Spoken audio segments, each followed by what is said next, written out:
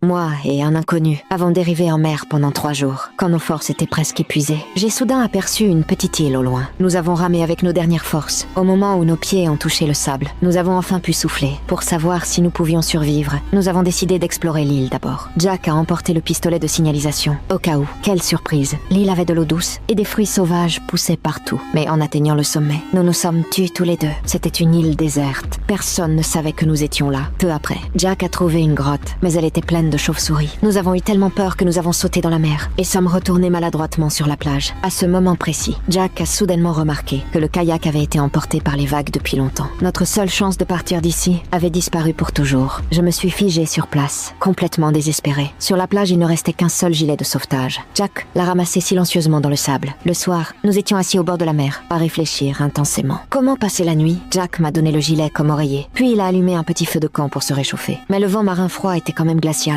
Je tremblais de froid. Jack me regardait, puis il a posé sa veste sur mes épaules. Il s'est endormi adossé à un arbre. Je n'ai pas pu dormir de toute la nuit. Les sons de la jungle me faisaient trop peur. Le lendemain matin, j'ai tracé un SOS sur la plage. Mais Jack n'était pas du tout paniqué. Au contraire, il commençait à s'adapter doucement à cette vie. Il a calmement enlevé ses vêtements et a sauté dans la mer pour nager. Je lui ai jeté un regard en cachette. Puis j'ai détourné la tête timidement. Jack nageait sans souci dans la mer. Je le regardais avec envie, car je n'arrivais tout simplement pas à me détendre ainsi, pour ne pas être mouillé par la pluie. Jack a proposé de construire une cabane simple. Quand ma main a été coupée par une feuille tranchante, il a pris ma main et a soigné la blessure. À ce moment, mon cœur s'est mis à battre plus vite. De nombreux jours ont passé, mais personne ne venait nous sauver. Pourtant, je n'ai pas abandonné. J'ai apporté beaucoup de branches et j'ai disposé un grand signe de secours dans le sable. Peu à peu, je n'étais plus aussi tendue. Jack me regardait. Son regard était un peu différent. Quand je l'ai remarqué, j'ai tout simplement coupé mon pantalon long en short. La vie sur l'île devenait peu à peu moins difficile. Quand nous avions soif, nous buvions de l'eau de coco ensemble. Quand nous avions faim, nous grimpions au palmier pour cueillir des bananes, comme si le temps lui-même avait commencé à s'arrêter ici.